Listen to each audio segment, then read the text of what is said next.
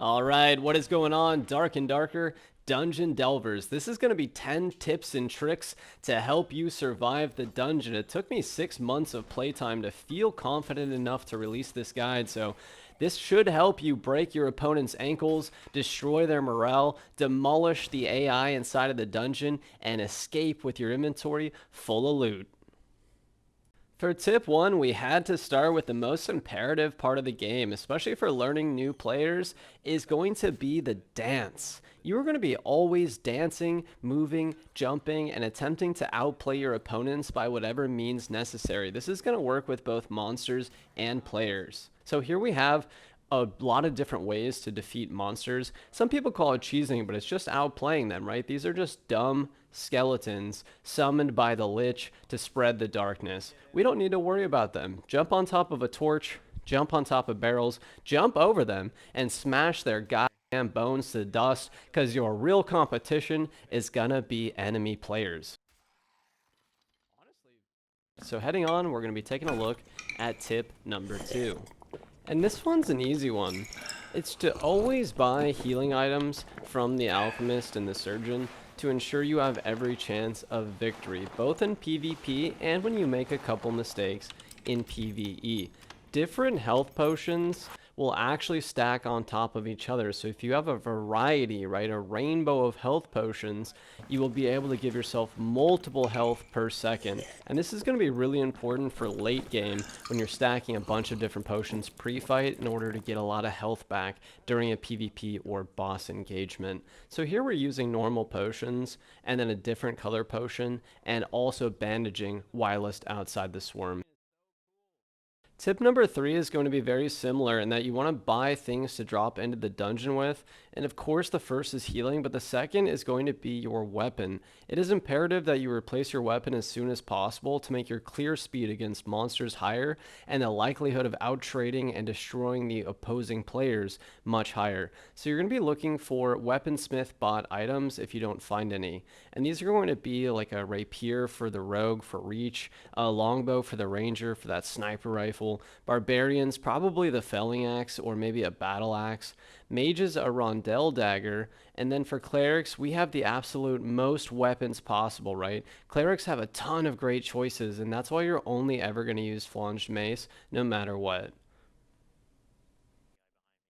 Moving right along, we've got another great tip, and that's going to be buying a gold pouch for just a couple of gold, because inventory management becomes the name of the game later in your dungeon delving career, and you could fill 1 to 3 of these little babies up per run. And this is especially useful when you start dropping into Inferno more regularly, or when you're going into High Roller, because a lot of the higher tier monsters drop multiple stacks of 10 gold each, and of course players will be picking up tons of gold throughout their dungeon runs. And so that's why you always see, especially in High Roller, a lot of people when you kill them will have several different gold pouches on them. Moving along to tip number 5, this is going to be opening your ear holes. And this is probably one of the most important tips. And that is because sound is absolutely your friend in this game. It is very, very important that you hear your opponents first. That way you can pop invisibility potions or climb up into the rafters, use jump tech to get on ladders and boxes and whatnot, and set up traps and ambushes, and be prepared to throw Molotovs and oil lanterns. And as we saw earlier, you can also put your weapon away, and you can hear when other players put their weapons away. So this is where the big strategy and counter strategies come into effect, because if someone's right behind you and you hear them put their weapon away, you have enough time to turn around and engage with them in melee combat and probably destroy them. Tip number 6 is going to be to utilize your throwing weaponry. I'm talking about your utility slots, and this applies to every class, but especially when it comes to Molotov cocktail explosive bottles and oil lanterns which explode on impact. These are both going to be devastating for area of effect and area control as you force your opponents to go where you want them to, or to separate them so you can have an advantageous fight. For barbarians, the Francisca axes are going to slow and destroy your opponents, And for both rogues and mages, the throwing daggers are going to slow and destroy your opponents. You can put poison on them, you can ignite them, you can shout as the barbarian to increase their damage, and of course the warrior can use all of these with the weapon mastery perk loaded up. For most activities. Its passive magic resist and high health pool paired with its speed boost and ability. Coming toward the end here, tip number 7 is going to be pretty simple, but it's just a good thing to get used to doing. You're going to open the portal stones as you progress through the dungeon. This always gives you somewhere to escape to, especially when your opponent does not know that you've opened it. So you can kind of lead them into a trap. You might be able to force one of your enemies inside of it to make it a 3 versus 2 or etc. It's just a good strategy to have, and you never know what's going to happen, right? Someone might steal your blue portal and then you have to fall back to a red or blue that you opened up previously.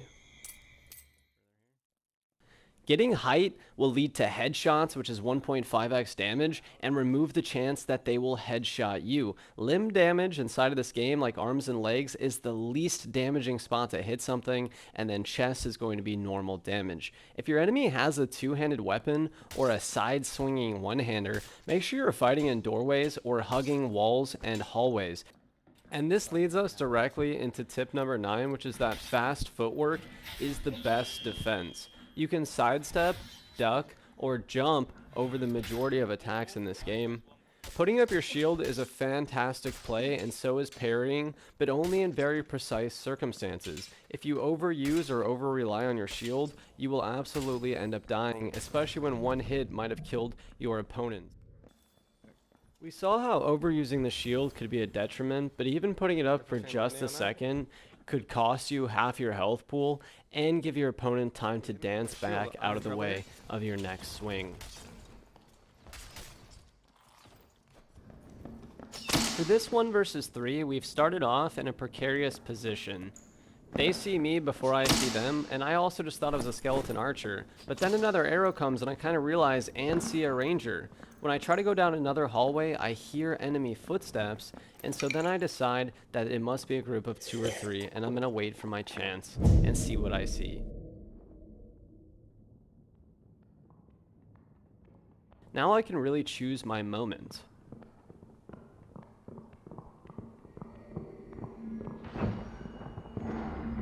The first player through the door is the fighter who's fully buffed. I'm not going to want to take that fight. I do want to fight the cleric, but I kind of want to see what else there is.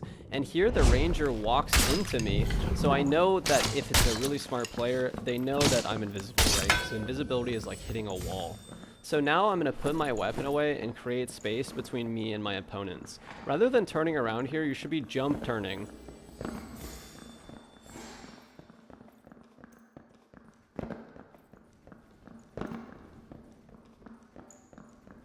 So I've created quite a bit of space between me and my opponents, and a lot of space between the fighter and the cleric.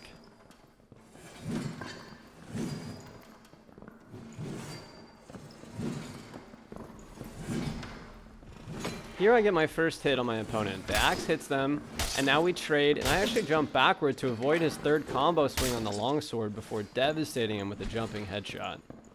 Here I'm low, I'm pretty much one shot, especially if he hits me in the head, so I'm going to choose to leave and hope these axes will do work for me, and here it did hit him again. Kind of want to just play for time here and let the healing potion do its work, and then he's pretty good at dancing, so I'm going to try to get a trick shot. So here I come around the corner, already halfway through my swing, he doesn't have enough time to pull back, and we're going to finish him with a jumping headshot. I hope these tips and tricks helped you, and if they did, please like, comment, and subscribe to help the algorithm gods and boost me on my way to glory, and I'll see you for the next one.